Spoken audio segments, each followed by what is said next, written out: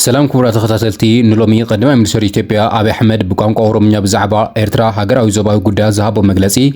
بزعباتي إيرترانا بحبرة أفريقيا مملاسا زجلس حبريتا مسير ترى استجبر سمعنات نمتكبار زجبر زول من قصاص ملكة حبريتا BBC كاب جنبارات خنات تجراي زهاب وحديث أبصاب أب السودان استل على حديث معبل وجز ملكتن أوروبا بسنكي سدتنيات أب دبوتا زجات مع زول بدوتا زملكتن يوغندا يوناتان نيتانياهو استغتلوا له معرفون فرتي نحاول تزخري كم استجبروا لزجلس حبريتان زبلو نخلو زرزر معبالتات كنغرب لكم نبذات شانل حديث تنتخونكم سبسكرايب بمبار كتكاتول بتحتنا نحدد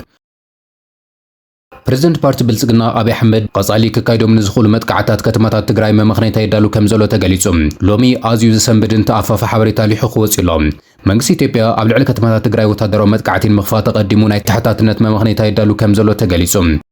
لالاو استبهالنا بسرعة بلصقنا أزيوم زغرب استبهالو لالاو استبهال ميديا gazetኛ ሲሳይ አገና ዘመሓላለፎ መልእኽቲ ኣብ ልዕሊ ሲቪላውያን ዝበፅሕ ሕልቂ ዘይተረፊ ብምባል ሓላፍነት እቲ መጥቃዕቲ ናብ መራሕቲ ትግራይ ንምፅጋዕ ፈተነ ይገብር ከም ዘሎ ተገሊጾም ላላው ሚድያ ምስ ላዕሎት ወታደራዊ መራሕቲ ኢትዮጵያ ቀጥታ ርክብ ዘለዎ ማዕኸል ዜና ከም ዝኾነ ዝግለጽ ኮይኑ እዚ ሕዚ ቃልሕ ዘሎ ትረኻ ድማ ንዝመጽእ ናይ ኣየር ወይ ናይ ድሮን መጥቃዕቲ መቕድም ክኸውን ከም ዝኽእል ጥንቃቄታት ይውሃቦ እዩ ዘሎ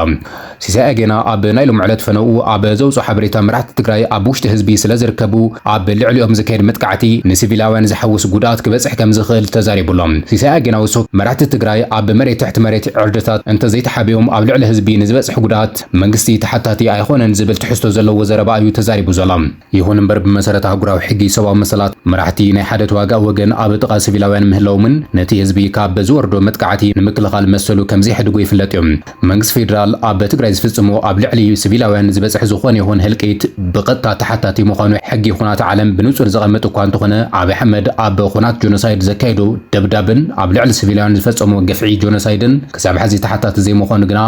ይፍለጥ እዮም قدما منستر إثيوبيا أبي أحمد لومي بقانقا أوروميا بزعبا إيرترا زوباوي قدا زهابو مجلسي أزرارابي خوينولام قدما منستر أبي أحمد مس مدب تي في أوروميا أب زكيدوك على محتز بزعبا إيرترا تزاريبوم بارانتو زبال بوتا أبي إيرترا ناي أورومو بوتا أيو كبل تزاريبوم بحر نقاش ناي بحكي أكال تاريخ أورومو يون تبلخوكا ناب إيرترا انتخيدخا أورومو خوينخا تأسر زبل مدرا يو أسمع زلام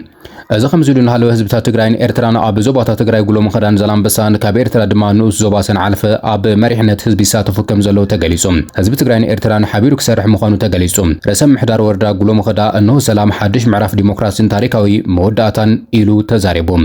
ብተማሳሊ ኣማሕዳሪ ዞባ ምብራቕ ዝኾነ ፍስሐ ሃይላይ ህዝቢ ክልቲዮ ሃገራት ጸሎቱን መስዋዕቱን ኣብ ታሪክ ተመዝጊቡ ኣሎ ክብል ተዛሪቦም ሓላፊ ወገን ኤርትራ ንኡስ ዞባሰን ዓፈ ዝኾነ እድሪስ ዓሊ ኣብ መንጎ ክልቲዮ ህዝብታት ዘሎ ኣገዳሲ ዝምድና ክስፋሕፋሕ دلي كبل تزاريبهم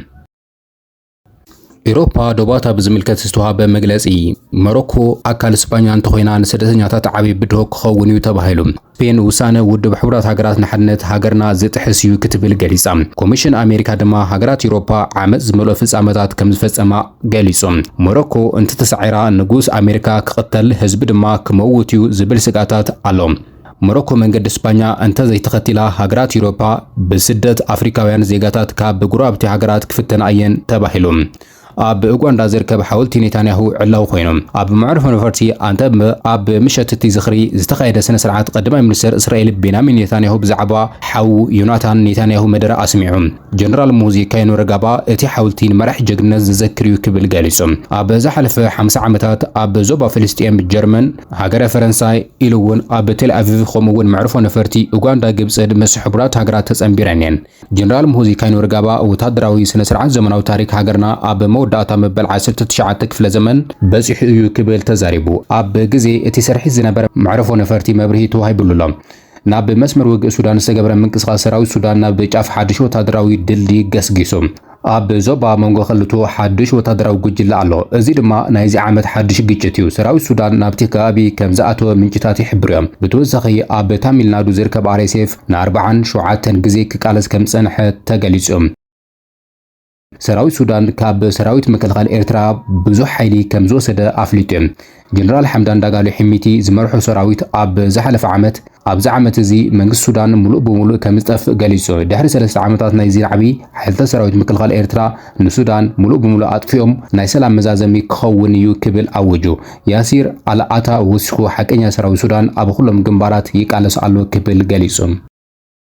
ኤርትራ ኣብ ሕብረት ኣፍሪካ ክትሳተፍ ምዃና ተገሊጹ። ኣምባሳደር ኤርትራ ኣብ ሕብረት ኣፍሪካ ፈጻሚ ዳይሬክተር እዩ። ኣብ ጉዳይ ኣፈጻጽማ ኤምባሲ ኤርትራ ኣብ ኢትዮጵያ ቋሚ ወኪል ኤርትራ ኣብ ሕብረት ሃገራት ቁጠባዊ ኮሚሽን ኣፍሪካ ኣምባሳደር ቢንያም በርሀ ኣብቲ ናይ ቀውዒ ኣኼባ ከም ዝተሳተፈ ተገሊጹ። ኣጀንዳ 2063 ንነዊሕ እዋን ጸንሕ ዕግርግር እዩ፣ እቲ ስርዓት ድማ ናብ ንቡር ክምለስ እዩ ኢሉ ኣምባሳደር ኤርትራ ኣቶ ተስፋ ሚካኤል ኤርትራ ኣብ ዞባ ትሕቲ ሰሃራ ክትነብር ጸንሐት ሃገር ምዃና ገሊጹ። ብስንኪ በዝሒ ደጋታትን ካብ 138 ናብ 850 ከም ዝወስኸ እውን ገሊጹ።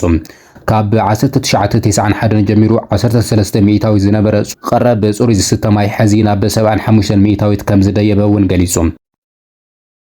ኣብ ዞባ ቀይሕ ባሕሪ ሓድሽ ኪዳን ተመስሪቱ ኣብ ቀይሕ ባሕሪ ሓድሽ ምዕባለታት ኣሎ። ሓሙሽተ ሃገራት ኣፍሪካ መራሕቲ ሓድሽ ኪዳን ምዃነን ኣውጀን። ኣብቲ ኪዳን ድማ ስዑድ ዓረብ፣ ኤርትራ፣ ግብጺ፣ ሱዳን፣ ጅቡቲ፣ ሶማልያ፣ ዮርዳኖስን የመንን ኣባላት ከም ዝኾና ተገሊጹ። ሰላማዊ ባሕሪ እቲ ዞባ ንምሕላው ዝዓለመ ከም ዝኾነ እውን ተገሊጹ። ቢቢሲ ኒውስ ኣብ ትግራይ ኣብ መንጎ ሓይልታት ፌደራልን ኢትዮጵያን ሓይልታት ትግራይን ዘሎ ጎንፂ ብዝምልከት ኣገዳሲ ጸብጻብ ኣውፅኦም። ምንጭታት ቢቢሲ ካብ ደቡብ ትግራይን ዓፋርን ጸብጻባት ሂቦም እዮም። እቲ ኩናት ዳግማይ ንምትንሳእ ዘለዎ ተኽእሎ ግን ገሊጾም።